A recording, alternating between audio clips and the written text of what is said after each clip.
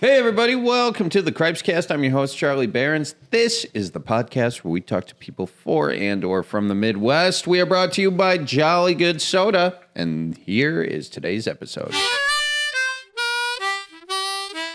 Hey, folks. Welcome to another episode of the Cripescast. We've got Gilbert Brown, the legendary Green Bay Packer, Super Bowl 31 champion.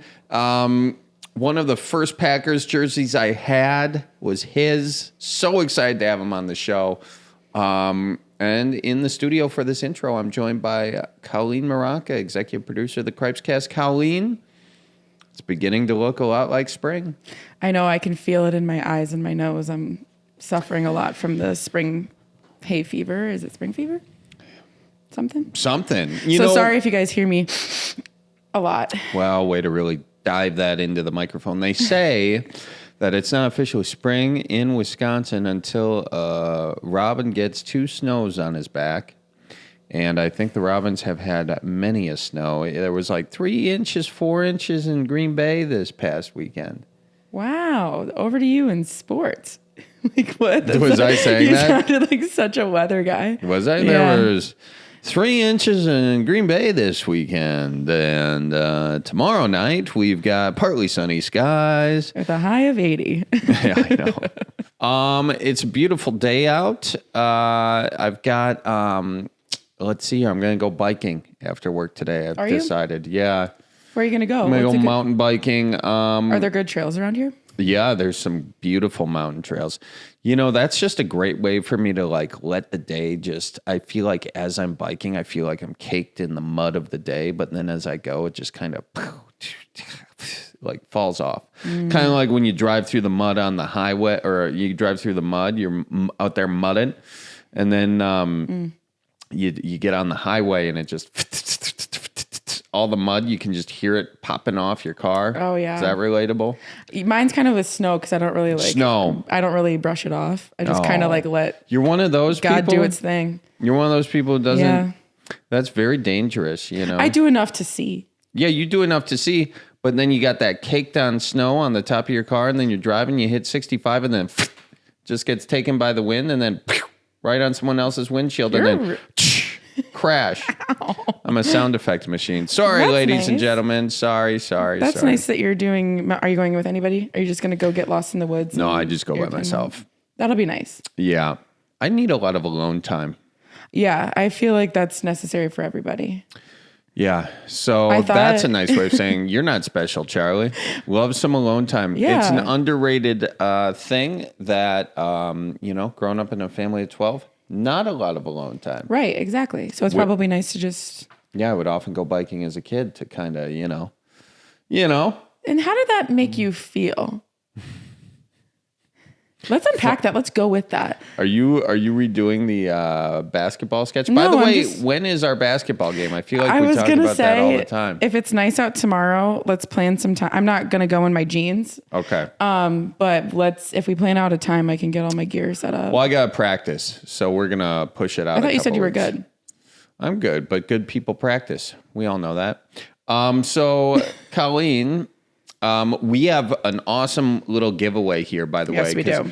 Gilbert was nice enough to just load us up with a bunch of stuff from the Gilbert Brown Foundation and also just a few different charities he's working with and a few different cool things. So during this podcast, or I guess the social videos from this podcast that we post on Instagram. Facebook or Instagram. If you're like, that's where we have the most people seeing us. So if you comment on our social video on Facebook or Instagram, find us at Cripescast. You are entered to win a package from Gilbert Brown. It's so nice to send this stuff over. So we have a Dorsey Levens jersey.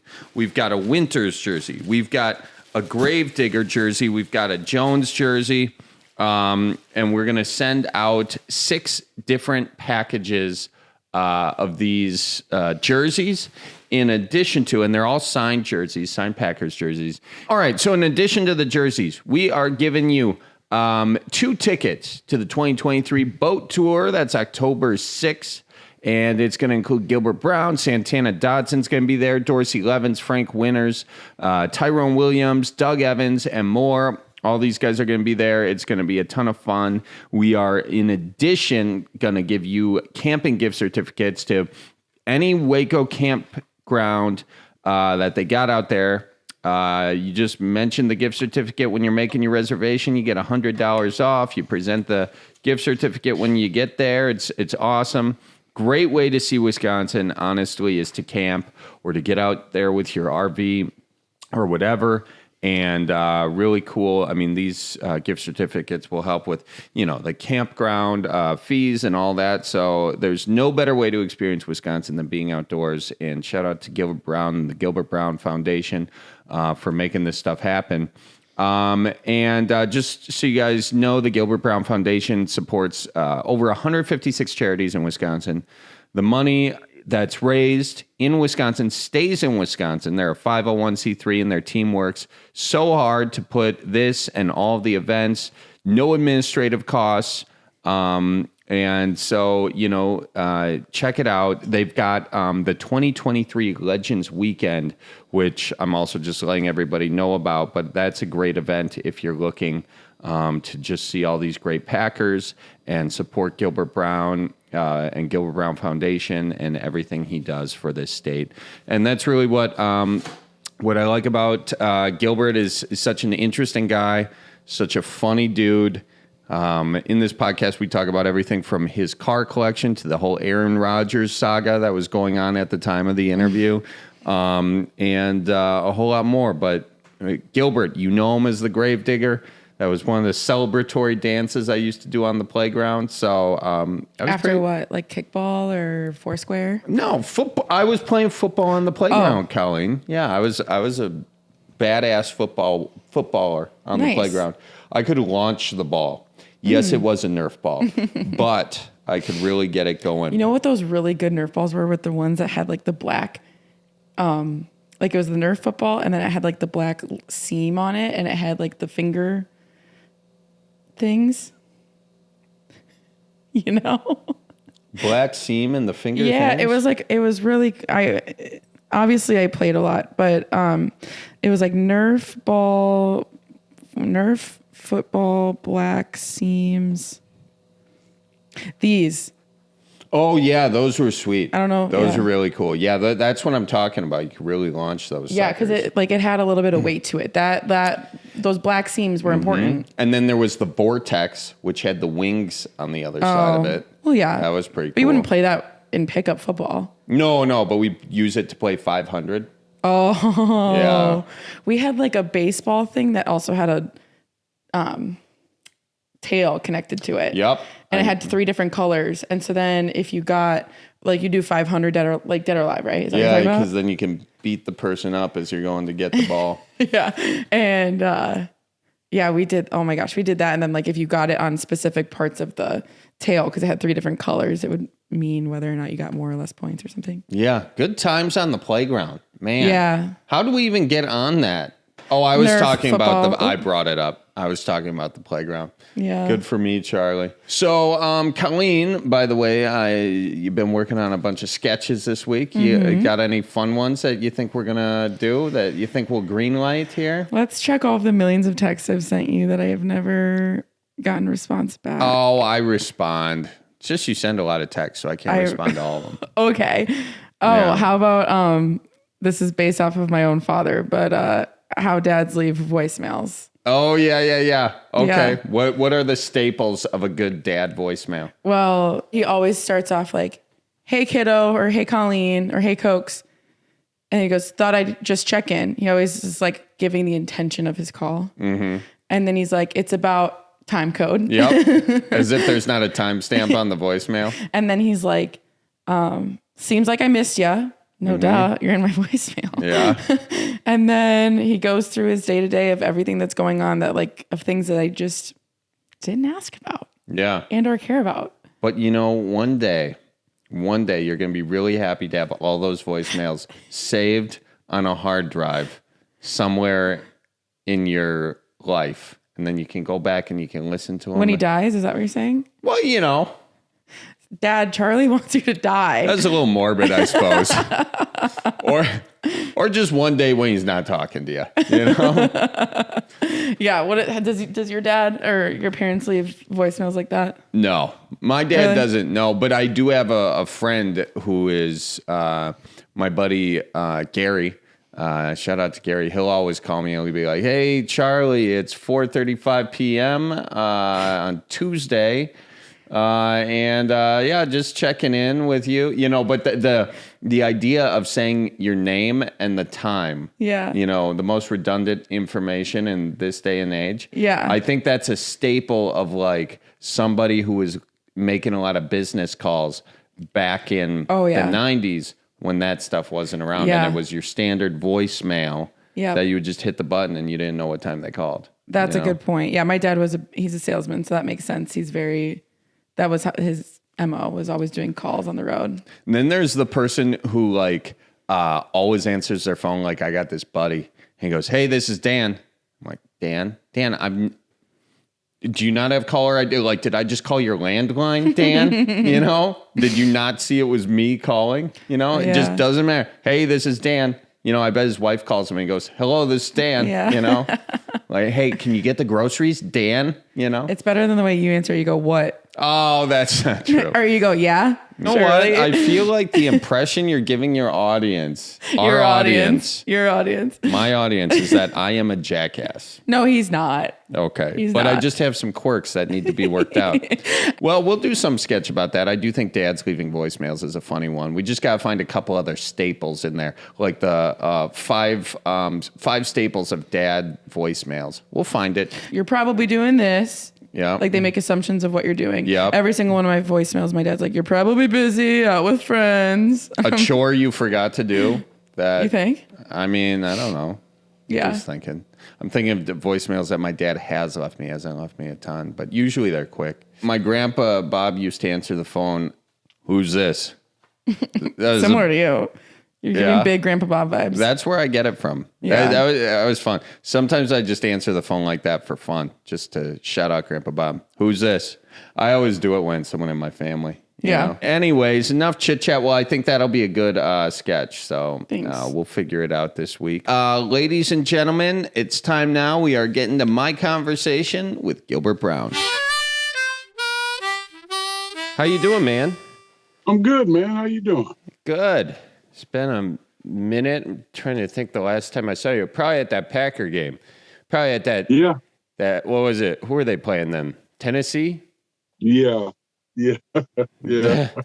That was back. I think I was saying we were going to the Super Bowl that night because we just got off that Cowboys run. And of course, I say we like, you know, I'm on the team, you know, because that's just how I do that. We are on the team. We all on the team. We're still Thank you. So we got radio shows on the same channel now. That's the deal, huh? Yeah. Yes. Yes. It's a pretty smooth deal. Well, let's like jump into this. Why don't we talk about your radio show and like just so people know right away when it is and where they can find you and everything, and what the show's concept is and everything.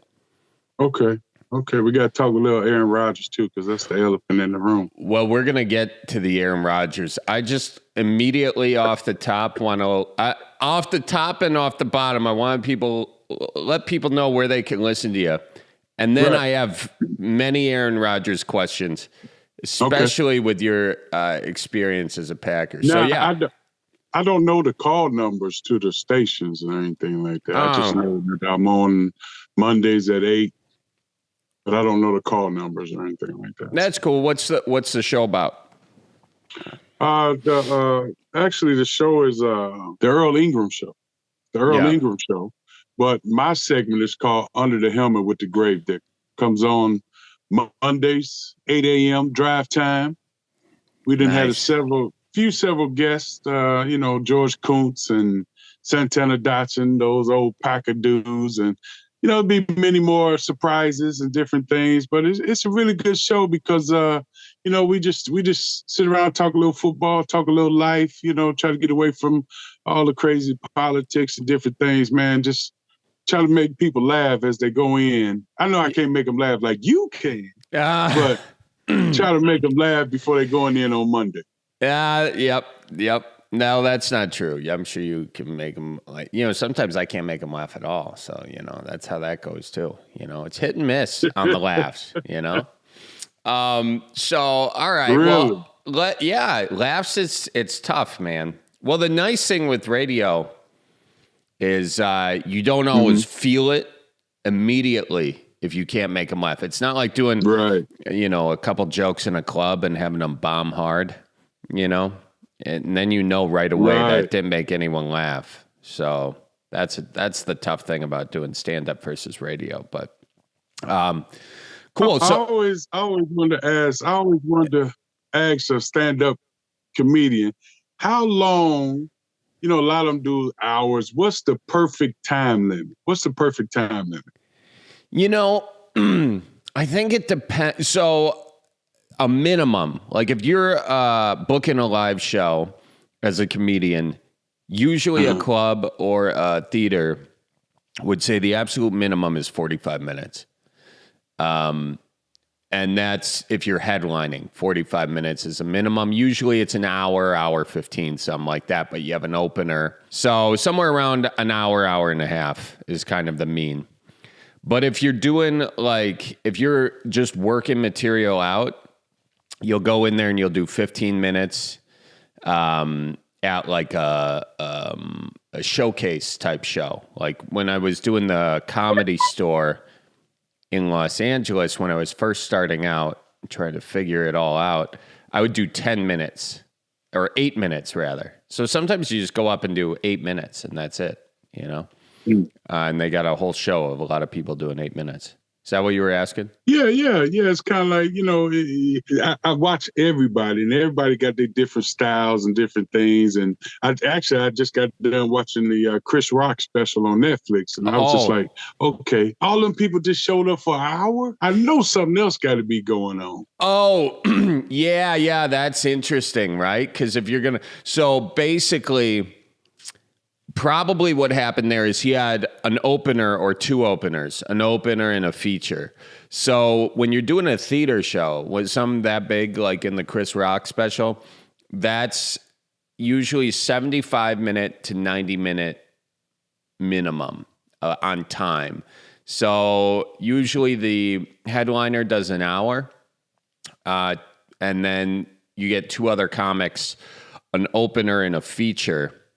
Goes opener first, then feature, then headliner. So 3 comics, and they fill in about an hour and a half. But it's not much more than that. Because, the thing is, if you're sitting there for longer than that, you kind of get tired, Right. If it's good. You get tired from laughing or bored because it's not funny, But that's kind of the sweet spot, really. Got to get you out to a show or something. Next time. I would love to come check you out, man.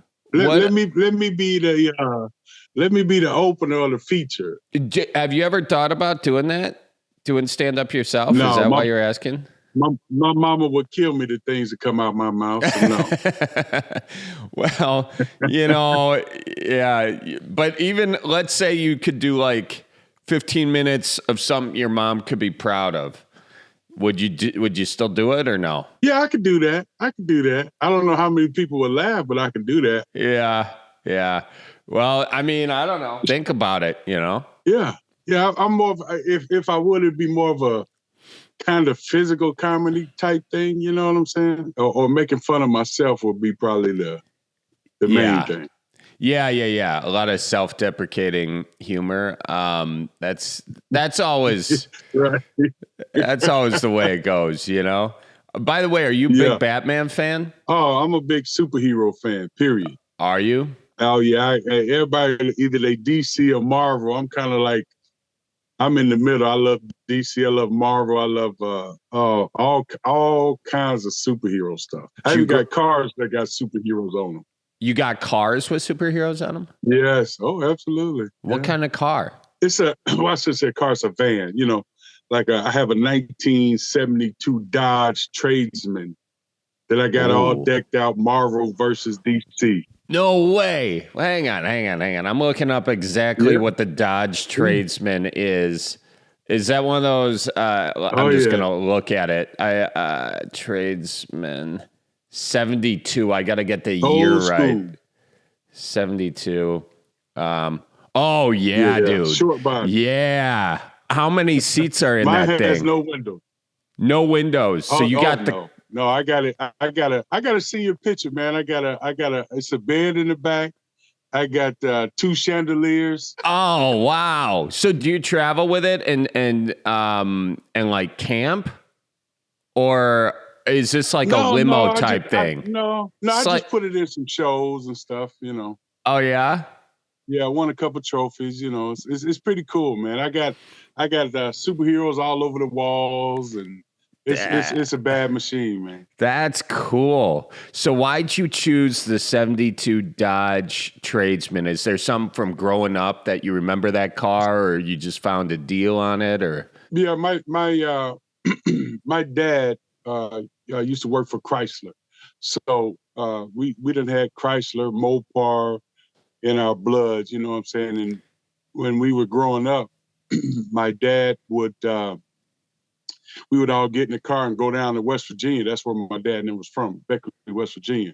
So he always had a van, and my uncle would have a van, and they would be in a competition of who's looked better, you know what I'm saying? So it kind of grew on me. So now I actually have 3 vans. I have a 72, I have a 75, and I have a 67. All tradesmen. 67 is the one with the bug eyes in the front. Oh, yeah. Yeah, 67 is the one with the bug eyes in the front. Yeah, kind of like the old school VW vans, right? Volkswagen vans, similar to that. Yes. Oh, I'm looking at that now. What was so really cool about it was that's a cool ass car, dude. I'm looking at. I gotta see your cars. You gotta send me some pictures of your cars. Oh yeah, I see some. Man, what was cool about those vans was it could be cold outside. Let's say you broke down somewhere or something, and it has a dog house on it. You take the dog house on it. Actually, you can work on the engine inside of the car, inside of the van, really? Which is cool. The 67, the engine is kind of like in between the seats though. But my engine's so big in the 67, it's in the back. Oh, really? But it's like cool. It's taken up like car. You can't work on that one. You can work on the 67 inside the car as well. Yes, but it's behind the seats. Okay, so you pop up the seats. So those seats probably get pretty warm. Yeah. That's the first version of heated seats. Just put them over the engine. Yeah. I had an 82 Volkswagen Rabbit, little stick shift diesel, and I drove that thing all around Wisconsin. And then I brought it back, and then somebody was like, what'd you do with that? That thing's a death trap. Because apparently the gas tank was so low or something that it could easily like puncture and explode. And I was like, I drove that all around the state. But I imagine that being something like those. There was probably, with that engine right below the seats, there was probably some stuff going on back then, you know? Yeah. I don't think they'll approve it now, but back then it was cool, you know? That's how you heat those seats. That's great. So that's what got you into collecting cars, your dad being a Chrysler guy. You grew up in Detroit, yeah? Yes, Detroit, the Motor City. Motor City. And how big was your family? I had 3 brothers, 2 sisters. 3 brothers, 2 sisters. Okay, so doing the math, 5 kids. And then your mom, what'd your mom do? My mom was doing, oh man, she did all kind of stuff, man, just to keep everything afloat, from cleaning buildings to working at a hospital to doing everything, trying to feed 5 kids that look like me, man. It ain't easy, man. It ain't easy. But she always made it work, man. She always made it work. That's awesome. And you growing up, did you have dreams of being a football star? Super Bowl winning Green Bay Packer growing up, or was that not your thing? Were you a Lions fan? He almost made me throw up. No. So you were never a Lions fan? Never a Lions fan? Never a Lions fan. Never. I mean, I believe that. It's tough to be a Lions fan. I was a Eric Dickerson fan. So whatever team Eric Dickerson was on was my team. Why him? Oh man, he was just like a stallion, man. Just 6'2", just a horse. You know what I'm saying? Just powerful. And all the fat guys back in the day, we always wanted to be running backs, but we never could. So it was kind of like I was living my dream through him. You know what I'm saying? But me personally, man, I never played Little League football. I started in high school. I'm a devout mama's boy. You know what I'm saying? I love my mama to death. She used to, if she cooking pies and cakes, I was the first one there to taste it. Yeah. I'm gonna be there. And my brother one day came up to me. I was going into high school, and he said, "Hey man, you need to stop. You need to get your big butt out here, and you too big to be sitting in this house doing nothing." So I owe my career to my brother for making me get out there.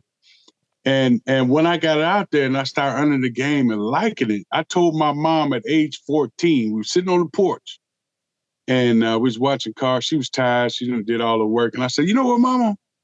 I'm going to be a professional football player. I'm going to buy you a big old house and you ain't going to never have to work a day in your life."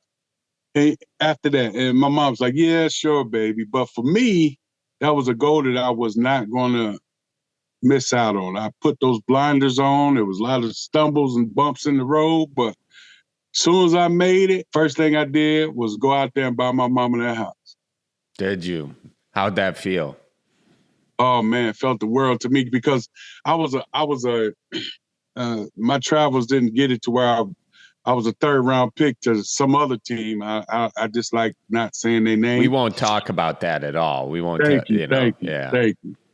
But I poured everything I got into getting my mama that house. And when I got to Green Bay, when I eventually got to Green Bay, I was living in a little old apartment called, what was that apartment called? I want to say it was called Dutchman's Creek. I don't know if it's there now or not. Okay. But that was my first home in Green Bay. But I loved every minute because I know mama was living like a hog over there in Detroit. Oh, that's awesome, man. That's like, getting to the NFL.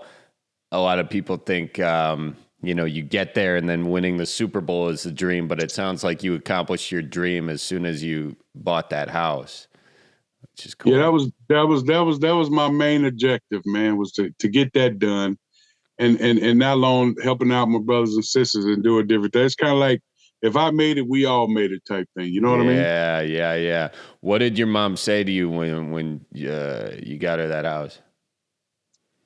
Well, it was a little tear in her eye, but I'm going to tell y'all right now, my mama can go hunting for bears with a switch now. She's that. Yeah, she don't play, man, but she really let me know, which I knew. It warmed my heart because she really let me know how much she appreciated it. But then again, when you growing up, you can't, the things your mom did to you to make you out to be the person you are today, you didn't understand it at the time. Mm-mm.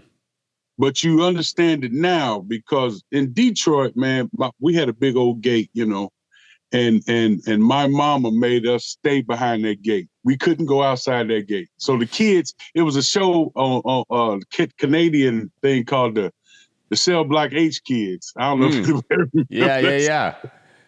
So everybody in the neighborhood was calling us the Cell Block H Kids because you're sitting there at the gate. Yeah. I said, well, I tell you what, you come over here and I'll whoop you. Come over here now. But at the time, you didn't understand it, but now I do because nobody's on drugs and everybody's upstanding human beings. Yeah, nobody got looped into that. It was.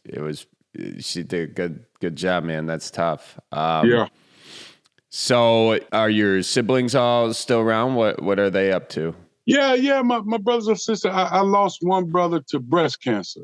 Oh, I'm sorry to hear that. And and I always preach and try to tell guys about going in every 6 months and getting your physical, man, because you never know when your time is up. And I got so mad at him because he had a growth on his chest for 2 years and didn't say nothing. You know what I'm saying? Oh. And breast cancer is real in men too, man. So, if you got an opportunity, please go get your 6-month check. Yeah. Yeah. That's, I honestly didn't know, guys could even get that really. I suppose logically I thought about it long enough, but yeah, it's always like, years burn by quick and nobody wants to go to the doctor, but it's an important thing. Well, I'm sorry for your loss. Thanks, man. Appreciate it. Yeah. But, everyone else is, hanging out, doing the thing. Everybody else is good. I mean, my father passed away when I was going into my senior year of college. He really? He was congestive heart failure and all that stuff. And that's why I try not to be so big today. You know what I'm saying? Because it's hereditary in our family, high blood pressure and diabetes and all that stuff. So. And people see me today, they be like, man, you ain't like you used to be. I said, thank God I ain't like, because really, I ain't got to choke nobody no more. You know what I'm saying? Yeah. So I need to get under so I could hang around for my kids, hopefully, and they won't be at 19 looking for me. You know what I mean? Yeah. Yeah, I got you. That is a tough.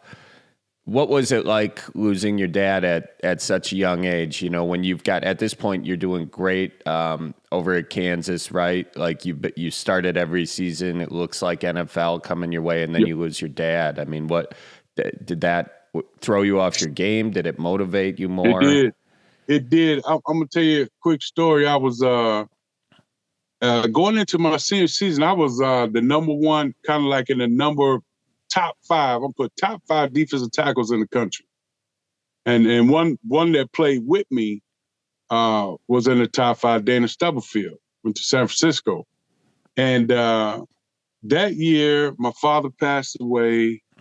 I was driving back from Detroit to go to Kansas. So if you ever look at the '92 Kansas, when they sit you on the bleachers and take that picture, you know what I'm saying? Yeah. I'm not in that picture because I had an accident on the way back to Kansas, and they thought I was just trying to hide from not doing the running test, which is stupid. Yeah. So I did that, and they put me on like 4th team. Now I'm top 5 guy, and they put me on 4th team. They want to try to punish me, you know what I'm saying, and put me in a 3-man rotation and all this other stuff. So I had to battle through all that, man. I was slipping in the draft and all that stuff. Didn't tell me about they didn't tell me till 2 days I had to be at Senior Bowl. So I was a day or 2 late getting there. It was just running me through the ringer, man. But eventually, I said, I wasn't a 1st round draft pick, 3rd round, but I'm going to make it work. So every time you put me on the field, I'm just crack somebody's head. And that's what happened. Yeah. Wow, that's pretty passive aggressive of them, Yeah. Well, they had 3 defensive tackles that was awesome. It was myself, Dana Stubblefield, and Chris Mamalanga. He went to the Giants. You know what I'm saying? But yeah. So they can have a 3-man rotation, so they can play with me how they want. Even though if it wasn't for me coming to University of Kansas, they would never have got those guys because I'm the one opened the floodgates for everybody to come in. They would say, you got that number one. Because I was in the gym and I told Michigan and Michigan State, nah, I'm good. I'm going to go to Kansas. They looked at me like, fool, where you going? Kansas. Yeah. And so, because I wanted a challenge, man. I told myself, not long about my mama, I also told myself, I'm going to get to a bowl game. And we eventually did my senior year. So at that point, you grow up in Detroit. You would think that Michigan or Michigan State would be the natural thing. So I don't know what the college football was like in those days. Were those teams, they were good back then, weren't they, or weren't they? Oh yeah, Michigan was in the top hunt. They had Bo Schembechler back then, and they was always in the top 10. But I knew Kansas told me, they said, "Hey man, you got an opportunity to start if you come here." I know at Michigan, they normally put you on the shelf for a year, redshirt you or something, let you develop more. And Minnesota, I went to Minnesota. I don't know why. I wanted to go to Minnesota. I wanted to go to be a Golden Gopher. I don't know why. But once I got there, they put us in a room, right? And I had a homeboy there. He was about just as big as me. And we sitting in this dorm room, and I'm telling myself, I said, man, one of us fart, we gonna die in this thing, man. My God. But then they messed up and they said, oh, you will look good at offensive guard. I'm like, no. Yeah. They made my decision for me. I'm going to Kansas. So yeah, it was pretty cool, man. So, and in Kansas, this is where the iconic Gravedigger celebration dance comes in, doesn't it? Absolutely. It's we used to love. See, I've been fighting purple all my life. Kansas State is purple, Minnesota's purple. I just don't. So we was out, and my mom came down to a game, right? So I'm out there and we playing, and I said, you got to show out for mama, So I said, I got to come up with something. So the first time I ever did the Gravedigger, I believe it was against Kansas State, and I made a sack, and I got up and I did it. But what happened was I swung my leg up too high, so I fell on my back, as I did it. And out of 52 of 60,000 people, all I heard was my mama laughing her ass off. And I said, oh my God. I ain't gonna ever do this again. I ain't gonna ever do it again. So finally, when I got to Green Bay, I did it again and it stuck. So you only did it one time in Kansas? Really? Yep. Were you nervous doing it your first time in Green Bay? Thinking you might fall? You know what? I didn't think about it because it was such. I can't remember if it was It was a rivalry game, and I was just so amped up. I didn't even know I did it.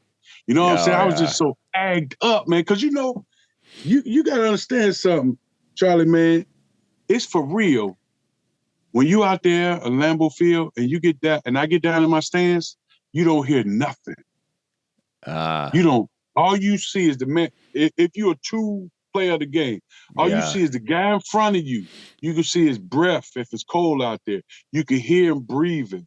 You can look back behind him and see the running back. He may look your way. Because I had that dark visor on, so I'm looking at everything. Yeah. You know what I'm saying? So if the running back gonna look at my hole, because he gotta look at me because he know I'm gonna tattoo his ass. Yeah. So if I'm sitting there, I'm looking, and I look and I see him looking at me, I say, oh, here he come, baby. Here he comes. So it's that tunnel vision. That's for real, man. And then after you make the play, then you hear the fan go, ah. I said, God, dog, that's for real. It's for real, man. Yeah, it all floods in. All the fans sort of flood in afterward. Yes. Man, I remember watching you, I had your jersey. My sister stole it actually from me, which is it's terrible, but that's a whole other story. But you were just so like that black visor. What went into the decision of that? Because you looked like a superhero out there. You looked like a villain almost, like the guy you don't want to mess with. A superhero for us, but for the Vikings, for the Bears, you looked like such a badass. And I think that black visor was a cool part of that. What went into you getting that? Because not a lot of people had that thing. No, I think see, everything I did was for purpose. You know what I'm saying? I had that big neck roll on. It wasn't just for looks, because I knew every time I pounded, I need to have something for my head not to, go back. That I had the visor on because back in college, and I wore it in Kansas too. I used to get poked in my eyes a lot. You know what I'm saying? So I kept getting poked in my eyes, and I started getting migraines too. So the thing was to stop the poking in the eye, and the tent was because to keep the light out of my eyes so I wouldn't get migraines. But then again, that whole look became menacing in college, you know what I'm saying? Because I used to, in college, I looked the same thing, I just different colors, you know what I'm saying? But in college, I had the antennas on my helmet, so I was like, I'm focusing in on to knock somebody out, you know what I'm saying? And going against certain guys, you know, like, cause like the coach that's just went to the Washington, Eric Bieniemy, you know what I'm talking about? He just got the job, left Kansas City. Oh yeah. He was a hell of a running back at the University of Colorado. So we had classic battles between him and Cordell Stewart and those type of guys in Colorado, you know what I'm saying? So you have to be menacing to go up against those guys. So it's kind of like how Mike Tyson used to be, you know, he gonna talk you out the fight before you get to the fight. Right. You know what I'm saying? Or he gonna make you look at him and go, oh my God, you know what I'm saying? I gotta deal with this guy, right? So I wanted that aura, but then again, I wanted to back it up too. So I think I did that in my play. I believe one time I remember we used to beat the snot out of San Francisco. I used to love whooping on them, right? Yeah. And I looked one time and they got a guy by the name of Steve Grogan. He was like 6'8", like 400 pounds, you know what I'm saying, at the time. And he was an offensive tackle. So, you know, we looking at this thing, scouting report and everything. Then we get to the game, they break the huddle, and he's at guard. And I'm like, wait a minute. I said, hey, man, you ain't supposed to be down here. You're supposed to be over there. And he was kind of, in so many words, they brought me in to block you. I said, God damn. So I said, you know what? He big. I'm gonna just keep pounding him till he relent, because I ain't giving up. And that's just the heart of a Green Bay Packer, man. We never quit. We never quit. What's your best memory as a Packer? I know it's hard to pick one, man, but my best memory to me that made me feel awesome was to watch Reggie run around with that trophy. Yeah. That was because he that's all he talked about, man. That's, you know, it was what he wanted, and we wanted to get it for him, not for just ourselves, but for him, man. You know what I mean? And it was just so awesome to see him run around with that trophy, man, and to be like a kid in a candy store. People don't realize, man, we would come out the Super Bowl and they introduced the defense, which shocked me because offense ruled the world around here. You know what I'm saying? Brett Favre and all the pretty boys, you know what I'm saying? Yeah. But they introduced the defense, and right before we went out, Reggie called us over, and I don't know if it's some film out there, and we were sitting there, and he said, you know what? Just me, him, Santana, and Sean, the D-line of doomsday right there. You know what I'm saying?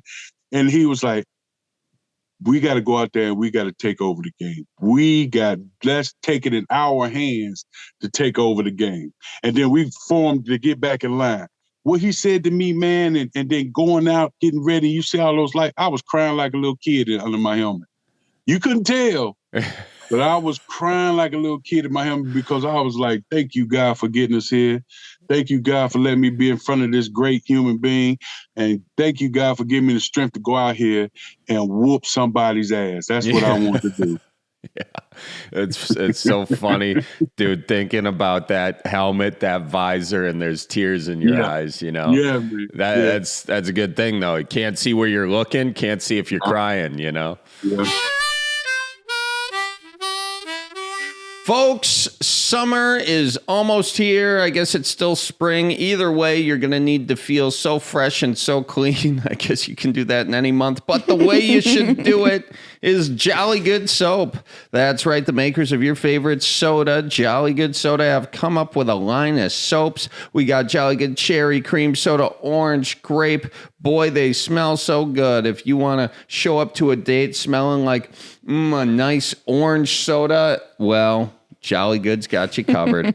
Check them out, jollygoodsoda.com. It's also where you get the greatest soda. And by the way, these soaps, handmade in Chippewa Falls, Wisconsin. Ooh. Shout out to them. It's soap. It's soap. And folks, the best way to support the Cripescast, head on over to cripescast.com, click on the merch section. We've got shirts, hoodies, koozies, cards, bottle openers, you name it, we got it. Unless we don't, then, sorry, geez Louise, we'll work on it. Check us out, cripescast.com, and also find us on Patreon, where you get extended cuts of the episode, and you also get behind the scenes footage. You want to see me warm up before doing my first pitch, you can check that out there. We just posted a video of Charlie's behind the scenes footage at his photo shoot. So if you want to go see him posing like Derek Zoolander, Blue Steel. We were doing some fun stuff there. It looks great. So go head over there, or patreon.com/Charlie Barons. Thank you very much. Yep. All right, back to the Cripescast.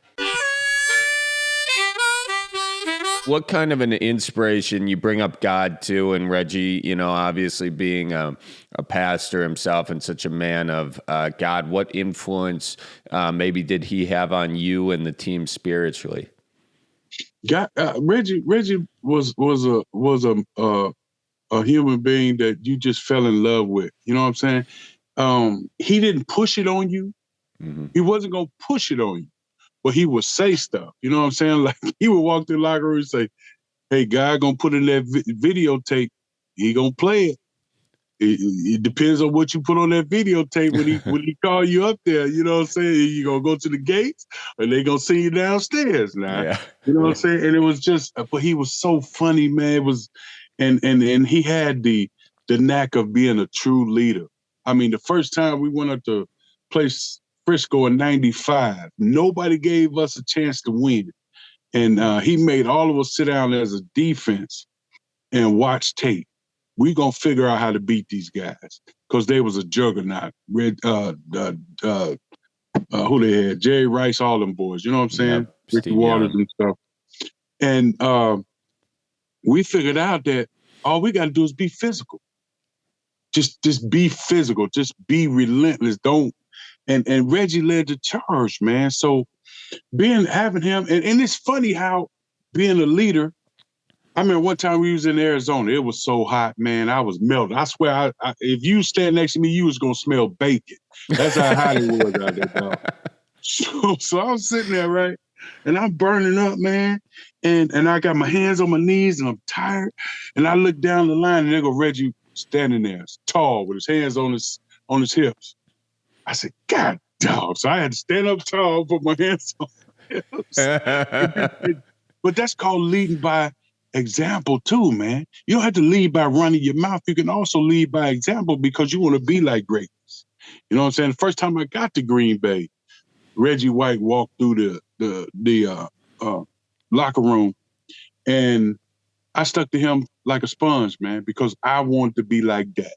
I don't care what you say, what you do, because I know that, to me, he's the best defensive lineman to ever put his hand in the dirt, period. Oh, yeah. Yeah.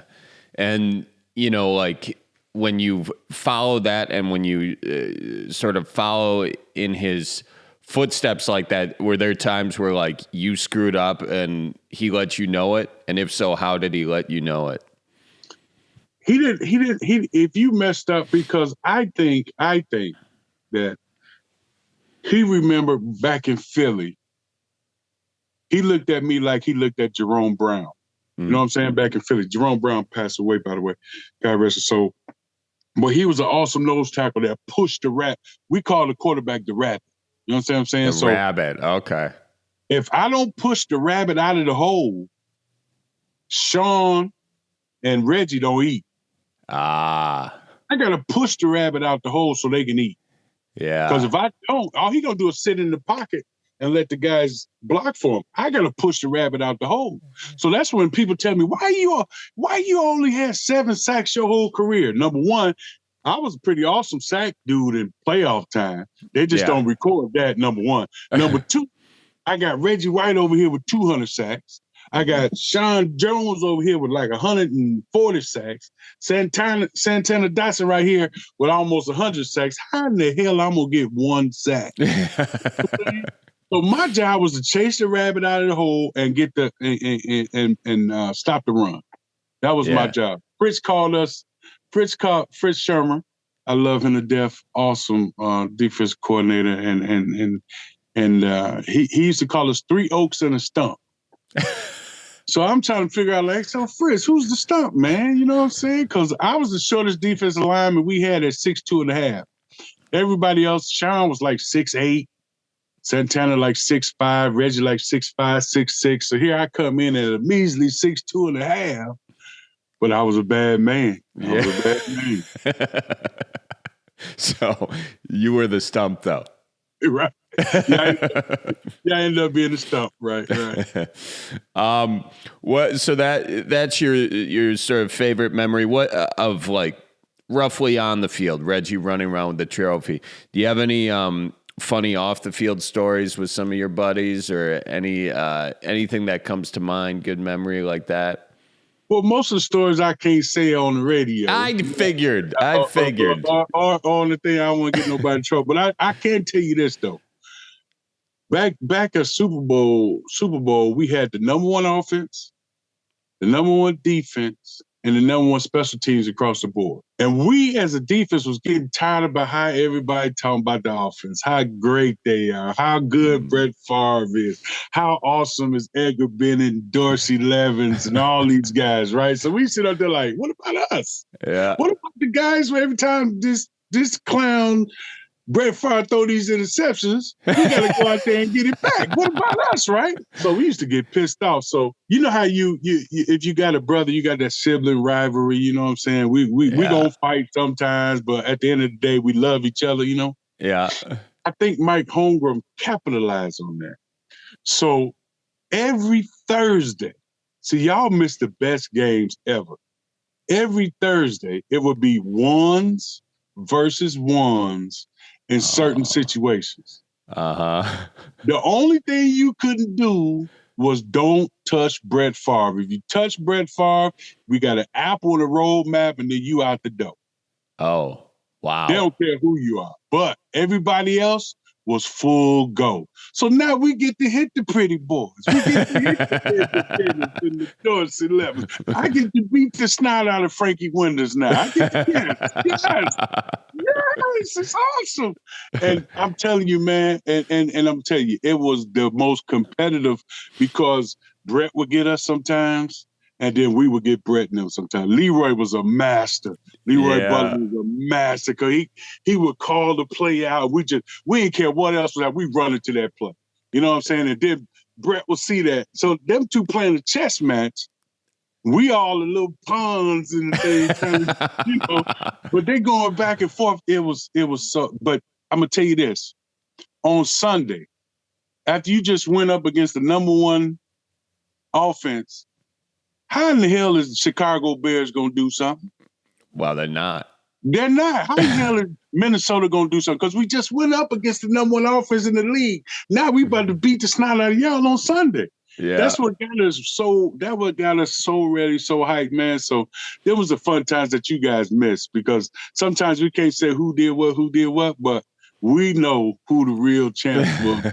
We know, but we can't tell y'all. Yeah. If only they filmed those, that would be great. Oh my God, there's some film somewhere. They just won't release them. Is there in the vaults at Lambeau Field somewhere? I'll have to go find that. I have to go find that. So now we're going to fast forward a bit to Packers today. What's going on with the Rodgers situation? What's your hot take on that? You know what, man? I love Aaron Rodgers. I do. I consider him a homeboy. I consider him a friend. And fans got to learn that they got to let go. They got to let go. He gonna be back. He gonna retire as a Packer. I guarantee you that. Yeah. But right now, we got to let him go. We all got to get on the Jordan Love train. The Love train. Love train. You gotta get on the Jordan Love train, man, because I look at what they're doing upstairs and at 1265. We gotta push him away. He has distracted this team so much. We gotta let him go because now we gotta get our quarterback ready. Yeah. Now we gotta get the pieces. See, a lot of guys restructured their contract thinking that this fool was going to come back. Yeah. So, the Green Bay Packers ain't going to get that money back to these guys, Aaron Jones, Bakhtiari, all these guys are restructured because they restructured to free up money so they can get help for Aaron Rodgers so we can make another run. They didn't do that. So now he's holding up the process of going through the Jets. Oh, we want the first round, this, that, and other. We got to make sure we got to free up this money. Man, let him go. Whatever it is you can get for him, let him go. Let's get our boy ready to go with the ammunition because behind the scenes, the Jets done signed Lazard. I heard they signed Odell Beckham Jr. Oh, God. So they getting their stuff together. Your boy from Dallas is running around talking about he might go to the Jets. Ezekiel Elliott. They might have a powerhouse team over there, and we're still sitting over here messing around, waiting till he leave, letting all these great because we need some veterans on this team, and we got too many young guys. Yeah. And if you remember going to win the Super Bowl, we had veterans like Reggie White, different guys like that. When they went back in, 2010? Yep. They had veterans like Charles Woodson and different guys like that. You got to get those bona fide veterans in there to help take the heat off of Jordan Love, man. Right. You know what I'm saying? Yeah. I mean, for this is similar, obviously, to the whole Brett Favre situation, the transition there.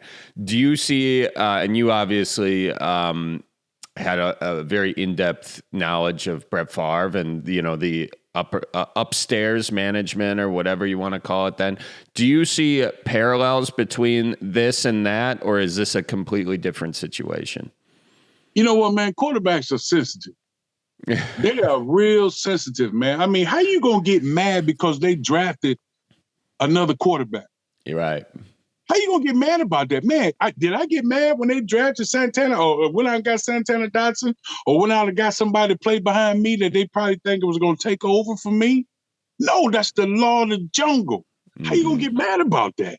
You know what I'm saying? No matter how good he is, you got to be confident in your game. Yeah. So I don't care who you get. I'm still the dog of the house. This is my yard. You got to come in my yard and take it from me. You see what I'm saying? Yeah. And then again, this is what blows my mind, though. And it's two things, like I said, about, let's say about Brett Favre, for instance. He went to the Minnesota Vikings. At the end of the day, went to the Jets and Minnesota Vikings. Yep. I love me some Brett. I love him to death. But when he went to the Vikings, I did not cheer for him. I wanted everybody to take his head off. To this day, when I play pool, there's a purple 4-ball on the table.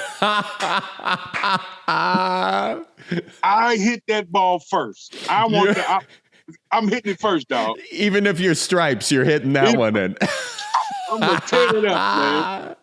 So everybody, but you can understand, and it's kind of like I try to tell people, the Green Bay Packer organization, let's say it's a car.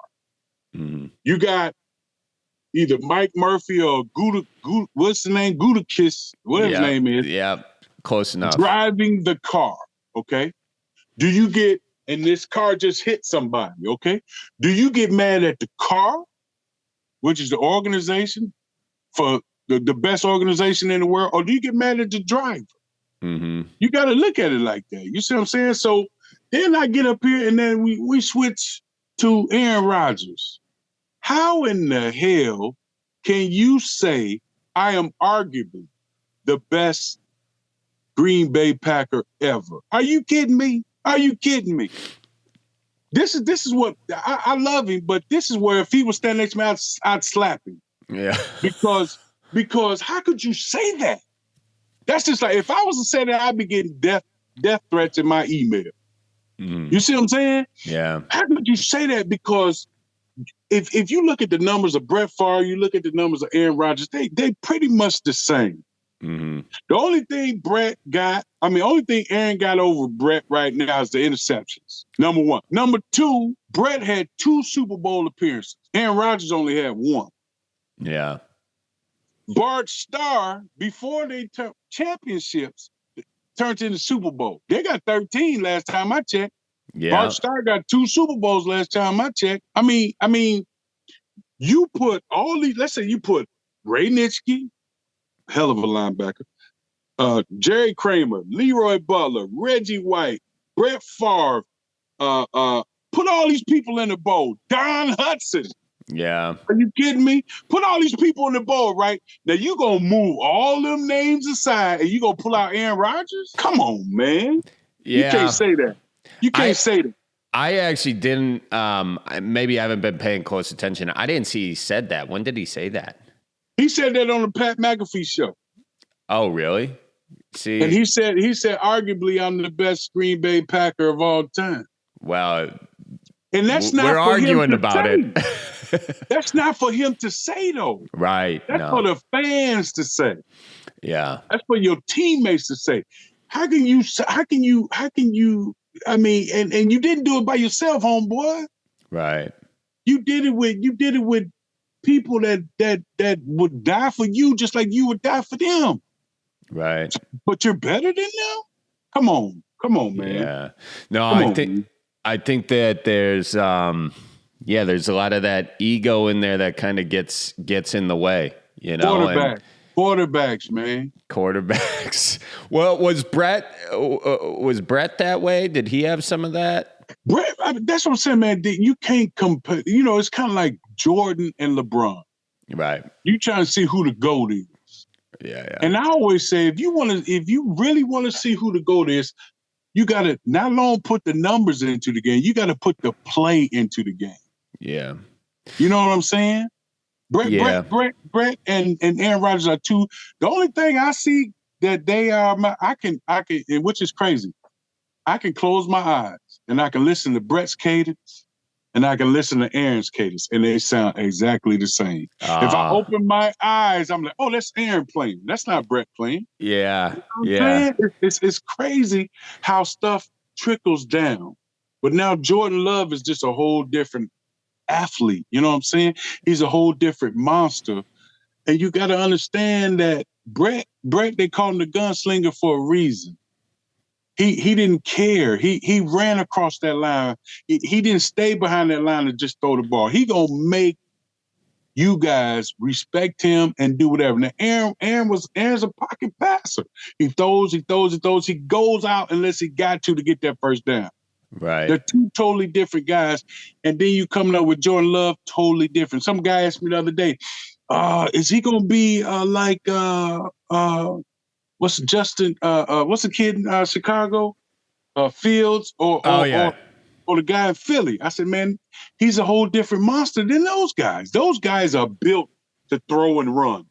Period. Yeah. Throw and run. Jordan Love is a different cat from them. Just because, and I hate to say it, just because he's black, he ain't the same as these guys. Yeah. Each one of those guys bring a different thing to the table, so you can't lump him into these other two guys because he's a different monster. Yeah. What do you think is Love's best asset? Being able to see the whole field, you know? Yeah. But the thing is, Love is coming in under the gun, man. Because if Aaron Rodgers struggled with these guys that he had last year, what you think is going to happen with Jordan Love? Right. They need to get that. And I heard they all getting together now, starting to go to work, which is good. Get y'all asses together. Let's go to work. But then again, he's still. I think if they lose both their tight ends, because Tunyon went to Chicago. Yeah. Yeah. I mean, what you're saying about needing some veterans in there, you know? Yes, man. I think Lewis is leaving too. I think he might go to the Jets. So. Yeah. He is. Gutekunst got to get that taste out of his mouth and get this boy some help, because you setting him up. If you don't do anything, get this bring in off the draft, you setting this young kid up for failure. Yeah, you know, and here's obviously what goes into that is they've spent a lot of money on Rodgers. Rodgers leaving, they're trying to get that money back, as you mentioned before. Here's my question. What's it like if you're a quarterback and you're demanding X amount of $1 million, so much money that there's going to have to be restructuring of other people's contracts. How do you walk into a locker room with everybody looking at you, knowing that, you know, their pocket's a little lighter because you demanded such a contract? Do you lose the locker room a little bit when you do that, or do people understand this is part of the game? See, this is what cracks me up, is that we knew this from day one. A quarterback is a quarterback, even in high school, college, pro. They demand certain things. So it's already understood how a quarterback gonna be. You know what I'm saying? First of all, he get all the girls, even in the ugly, he get all the girls. He's supposed to be the smartest guy on the field. He's supposed to be the most courageous guy. Right. You taking that from high school all the way up to pro, all that ego gets you to this point where I'm the man, everything else under me is expendable, which it is. I'm expendable. You know, why is there so much emphasis on keeping the quarterback alive and everybody else can go die? You see what I'm saying? Yeah. Block, I think chop block should be just outlaw, period, because it shortens our career. When somebody just coming back and you don't see nothing, they just take your knees from under you. Yeah. But for a quarterback, oh my God. If you fall at his feet, that's 5 yards, that we're going to throw the flag. Back in the day, the coaches used to tell us, say, even if you don't get the sack, fall at his feet. Swipe at the quarterback. You can't do that nowadays because they'll throw a flag on you. You see what I'm saying? It's different from when I played to now. So for me, it will feel bad to be that quarterback knowing that I'm walking in this locker room and this dude had to give up some money to keep me here. But guys are unselfish because they want to win. So you do it because you want to win. And you know, if you got him at the helm, that's a sacrifice you got to make because we got to win. Now, if he was a bum, I'd be like bum. Then I'll be pissed off. I ain't getting that. No, I ain't doing that. That's my money. He sucks. Yeah. Until you get somebody in here, you know. But Aaron Rodgers, 3-4-time MVP? Of course you're going to do that because you want to win. It ain't all about, for some guys, it ain't all about the money. It's about winning a championship, man. And that's furthermost on your mind. Okay, so now also you've been out of the NFL, 03, right? 03 you? 03, 04, yeah. 03, 04. What's it been like being out of the league? I mean, you were such a physical player. You were in the, in the thick of it every time you were on the field. Probably one of the more, contact prone positions, always taking hits, always giving hits, huge hits. Is that something that affects you today? Do you have any health issues because of it? And is there anything you regret from the where you're like, man, maybe I should have done some less hits so this part of my body didn't hurt so much? How do you feel now being out of it? I can't do math, but almost 20 years now. You know what, man? Oh my God, it's tough, man. I always tell everybody, man, football is in my DNA. Mm-hmm. I think I've proven it so many times of not taking bigger paychecks. I love Green Bay. I would have never left Green Bay. I don't care how much amount of money it was. I would never left because it was me. It was home for me. You know what I'm saying? Yeah. And the crazy part about it is, man, I love this game so much. To this day, when I go out in summertime and I smell the grass being cut and it's hot and then my body gets to twitching, man, because football was everything, man. And it was so hard. I always tell everybody 60,000 people ain't cheering for me when I'm taking out garbage on Wednesday. You know what I'm saying? So it's like, I gotta do something to fill the void. And it's hard, man, because, on that football field, man, I could choke you and not go to jail. You see what I'm saying? Yeah. I can't do that now. If I do that now, I'm gonna go to jail. Yeah. Yeah. You know, so it's being, you know, you try to live it through your kids and you try to do things, but sometimes I can't watch football because they're doing it wrong or this guy is doing this, that, the other. It's very hard to accept being able not to play anymore. You know what I'm saying? You go and you see the guys that got the CTE and I hate to say this, they're killing themselves, man. Because they don't have that anymore. And their mind is not speaking to them right. You see what I'm saying? Who's that? I'm who's not, who are you talking about right now? I'm just talking about guys that got the CTE. Oh, got the CTE. You know what I'm saying? And it's like, because sometimes it crossed my mind, what is my purpose here anymore? If I can't play football, why am I here? You know what I'm saying? That's how much it gets you wrapped up, man. And knowing that back when I was playing, if you get a concussion, right now it's a week off. You got to go through concussion protocol. Mm-hmm. Back when I was playing, we get a concussion, that's a stinger. Take 2 plays off and get your butt back in there. It's the same thing. I asked the doctor the other day, I said, did the brain change from 1923 to now? I don't think it has. So why is it so important then what you knew now to back when we were playing?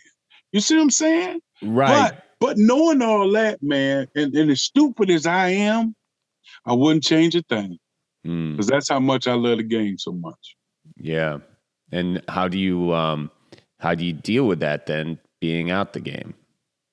It's hard, man. I still can't. I still got problems with it. I mean, I got my foundation does 156 different children's charities. That keeps me busy. I got to stay busy, man. Yeah. You know what I'm saying? I got to do something. I mean, even when your mind's at rest, when you're trying to sleep, it's still hard, man. But you gotta figure out, because it took up so much of your life. Yeah. You know what I'm saying? It brought great memories and great friends and different situations. And I tell you, Charlie, it's so hard, man. I'm still going through it right now, man. Yeah. What helps? What helps aside for the foundation? What helps when you can't do anything? My cars. Your cars? My cars, man. You know, I mean, I can work on my cars, and I tinker with them, and I can break an engine down, put it back together, go out. You know, sometimes, man, it helps me so good that while I'm driving, I ain't even got no music on. I'm just listening to the engine. With the windows down. Yeah. You know what I'm saying? That's my therapy, man. That's what helps me. You know, like I say, I'm a big collector of different things, and I do that, and I'll put so many statues together or whatever, and then I'll go look at my comic book collection or whatever, just putting stuff in. It's something that has to be done every day, because you know, just trying to say, okay, this is a 19 whatever, and this is that. So it keeps me busy, man. It keeps my mind going. I had a Dodge. I went and bought it with my grandpa. We found it on Craigslist. The Dodge 1984 Dodge Rampage. The one with they didn't make them for very long. Do you know what I'm talking about? Yeah. It was like it had the truck bed in the back, but it was a sedan, like the El Camino there. Man, that's a cool car, dude. That is a stick shift, 4 on the floor. Yeah. It was cool. It was cool. Yeah. I think mostly every car I got, not mostly, my dad had. You know what I'm saying? It's kind of like my dad used to drag race. And he used to drag race a 1971 Plymouth Road Runner. Oh, the beep. This so I couldn't find the one he had. I'm pretty sure it was gone, but I found one in the same color, same everything.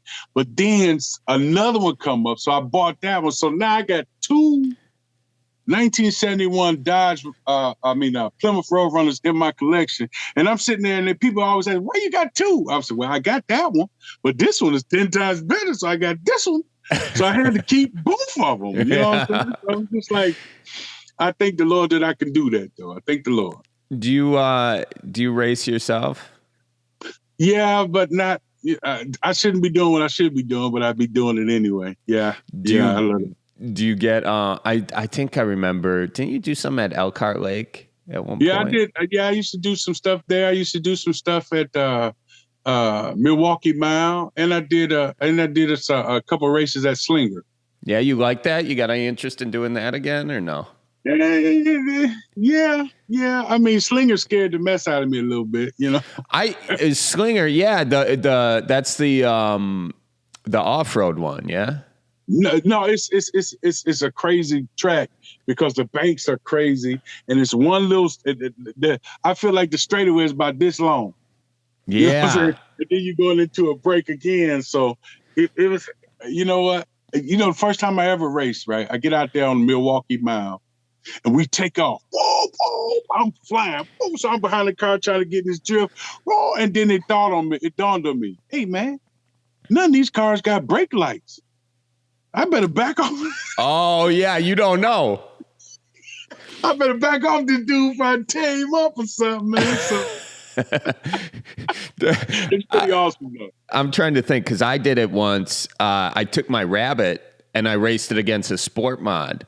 Okay. Yeah, and obviously I lost, but I was on that track. But yeah, that's something, like, that's the skill of it, of knowing, like, for your average person just looking at the race and they're like, oh, you just drive around in a circle, but there's a lot of skill in that. No, man. I challenge anybody to get out there. Because you got a lot of armchair dudes, come, man, I can used to do what you do. Okay, go on out there and let me see you make a tackle with two guys big as you blocking you. Let me see you do that, homeboy. Yeah. Let me see. Yeah. Let me see. And just kind of like, I challenge it because the banks, the curves, the being able to know when to put it on and take it off or get outside to make the pass. You gotta be a smart individual and an individual with balls to do that. Yeah, you do. Yes, sir. Before we're overtime. I want to respect your time. What's that? I said it's overtime. OT. It's OT. Before we go, I just want to talk about your foundation and all the charity work you've done over the years, because it's been so significant, and as you say, it's been a big part of your retirement life. And what inspired it, and what are you doing now with it? Well, my foundation is the Gilbert Brown Foundation. You look at it at gilbertbrownfoundation.org. We got 156 different children's charities. We started with 1, went to 2, got up to like 30. And my foundation people come and say, man, don't take no more. Don't take no more. And then a little kid come up to me and cry. There go 31. There go 32. Mm-hmm. And I tell them, hey, man, you tell them no. I can't tell them no. So I'm up to 156. And then we do stuff for Make-A-Wish and St. Jude and inner city kids. I do a big football camp in Milwaukee. I'm trying to get that started back. I was doing it for like 12, 13 years before COVID hit, and then COVID hit. So now I'm trying to get it all back together. We do a lot of things that people don't know about. We pay for funerals. We do, it's all kind of crazy, especially in the city, man. And I tell you, I got Miss Lori Severson.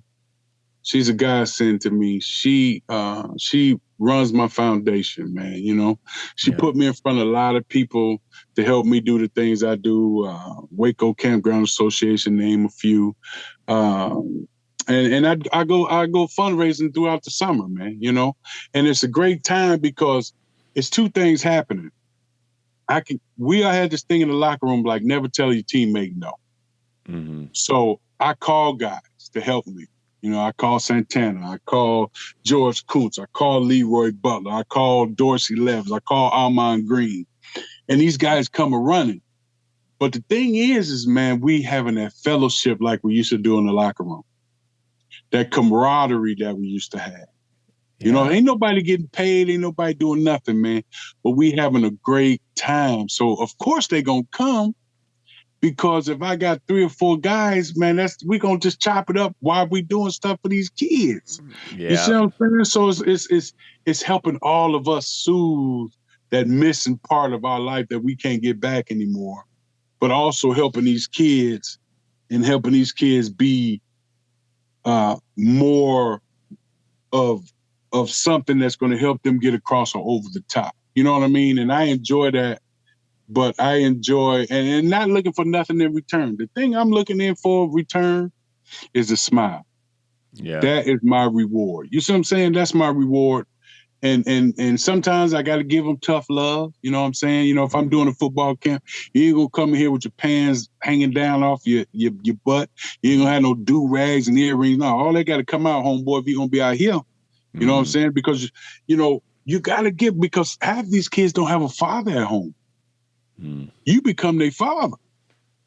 And those 3 days, man, well, I may be yelling and all this other stuff and everything, but that last day, I'm down there crying because I don't want to see them leave, and they crying because they don't want to leave. Yeah. You see what I'm saying? That's how much impact it is. But here's the harsh thing about it, Charlie. If I tell a kid, all right, now next year when I come back, you better be bigger, stronger, faster. And let's say his name is Billy. Mm-hmm. Next year when they come back, and I'm like, where's Billy at? He gone, coach. I mean, what do you mean he gone? Where'd he go? He's gone. You see what I'm saying? Yeah. That's the harsh reality of it, man. So, I mean, it's the good and the bad about the whole thing, man. But thank the Lord that I can help at least one person. Yeah, man. Well, it's incredible work you're doing, and thank you for it. And, you know, let me know if I can help in any way as it comes. Appreciate it.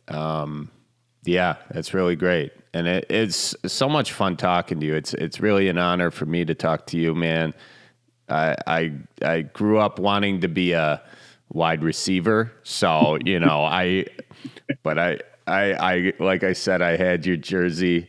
I did Charlie, I used to drop back in the coverage now. So when those cute little wide receivers come by, I try to tear their head off too now. That's true. That's it's true. Fun, man. It's fun. I miss it. Oh, man. Well, you're very loved in Wisconsin, and thank you for what you do, man. And I'm excited for a new radio deal you're doing, and we'll have to do this in person sometime. Or go fishing. You go fish, don't you? Oh yeah, I love fishing, man. I'm an old country boy, man. I love fishing and just being outdoors, man. I really do. Yeah, it's so being outdoors. That's my favorite thing, man. I feel like that's healing in 1,000 different ways. Yes, sir. Yes, sir. Yeah. Well, thank you, sir. We'll find some time to do something. We'll do this again, you know, and absolutely. I hope to see you around. And let me know if you have any events coming up. I know there was one we were going to do that my schedule's just a little messed up, but you know, if you got stuff, I would love to do something with you again. So appreciate that, Charlie. Thanks, man. All right, my man. We'll talk to you soon. I appreciate you. Thanks, man. Great. Appreciate the time, man. All right, folks, that is it for another episode of the Cripescast. Make sure you follow Gilbert Brown on Twitter. That's at Gilbert Brown. Follow the Gilbert Brown Foundation. You can just go to gilbertbrownfoundation.org. Check out some of the great stuff that they have rocking and rolling. And thank you all for listening. Follow us at Cripescast anywhere you get socials. Patreon.com/Charlie Barons. And Colleen, did I forget anything else? If you have any other, I don't know, cripescast.com is our website. So if you have any inquiries, I don't know, go there. Yeah, go there. If you have someone you think we should interview, if you have suggestions for the show, we'd love to hear it. Leave reviews, leave comments. It really does help us. We've had quite a few guests that have been directed by fan suggestions. So this podcast is really about reflecting what people want to hear. So let us know what you're interested in, and we'll definitely take that into account and see what we can do about it. Absolutely. And shout out to executive producer of the Cripescast, Kelly Maraca. Shout out to Hannah Milos for editing, doing such a great job every week, editing out the stuff that makes me look bad. I appreciate you, Hannah. And all of you, we love you so much. Keep her moving. Watch for deer. So roll out the barrel and get the band brewing. life's got you down, just keep her moving.